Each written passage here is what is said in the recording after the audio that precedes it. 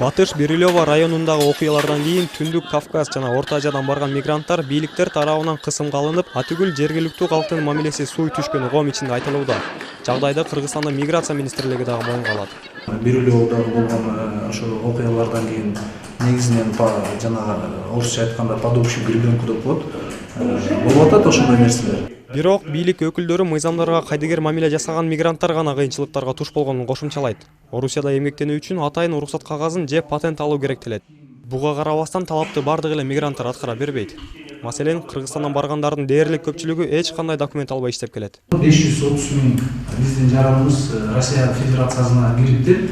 Ошонун ичинен 133.500-ü официалдуу түрдө, легалдуу түрдө уруксат кагаздарын алып, мыйзам негизинде иш алып барып жатат. 530 миңден 130 миңди демек кылмыштар, ошонун калгандары жана группа риска дегенге кирип атат. Орусияда чет өлкөлүк жарандар иштөөгө уруксат берген кагазды 90 күндүн ичинде алуусу шарт.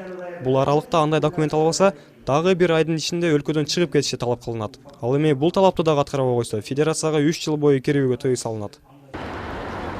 Сыртта атуулдаруусунун укуктары тепселенип жатканы аларды билбестиктен келип чыгат. Бирок укуктарга ээ болуу үчүн ишкердүүлүктү мыйзам чегинде алып баруу зарыл. Мен биринчи жолу бартам, бул менин жолдошум. Сиз кандай документ алыш керек экенин билесизби? Мен эми үйрөтөт да, жолдошум баратпай.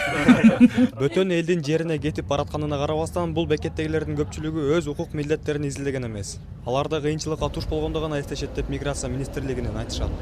Барып жумушу жок болуп, жер аптала сатылып кеткендер анан ошол убакта гана кайрылышат да. Кеңеш сурап, күнүнө министрликке 50-60 адам кайрылат экен. Алардын көпчүлүгү Орусияга жөнөйүн деп жаткандар. Маалымат алуу менен мигранттар сыртта иштөөсүн бир топ жеңилдете алышат. Атайын ушу даярдалган брошюралар адам сатуудан сак болот деп. Азыр барганда билбестик жерге туш болгондо баары эле ушундай кабыл болот атышпайбы? Мындан тышкары, Манас аэропорту аркылуу чыгып жаткандар Орусияга кире албай тургандардын тизмесинде бар жогун акысыз текшертип алышса болот. Бүгүнкү күндө бул тизмеге 40 миңге чукул кыргызстандык киргени маалым.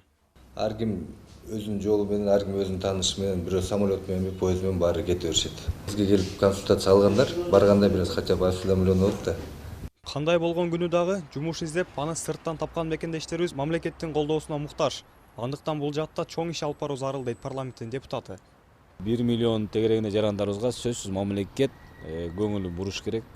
Алардын кандай бир элементардык жардамдарды бергенге шарт түзүп беришибиз керек. Мигранттар боюнча бизде 3 мыйзам бар. 3 мыйзам тең мындай тийиштүү деңгээлде иштеп жатканын көрүп атабыз. Миграция маселеси акыркы жылдары негизгилерден болуп баратканы байкалат. Бейрасмий маалыматтарга ылайык, учурда Орусия менен Казакстанда 1 миллионго жакын журтташыбыз эмгектенип келе жатат. Алар үй бүлө жакындарына акча которуу менен өлкөгө жыл сайын 2 миллиард доллардай каражат алып киришет. Сыртка чыгып кетип жаткан жарандарыбыз менен терең иш алып баруу үчүн быйыл жазында Жаштар жана эмгек министрлигине миграция пункту дагы киргизилген.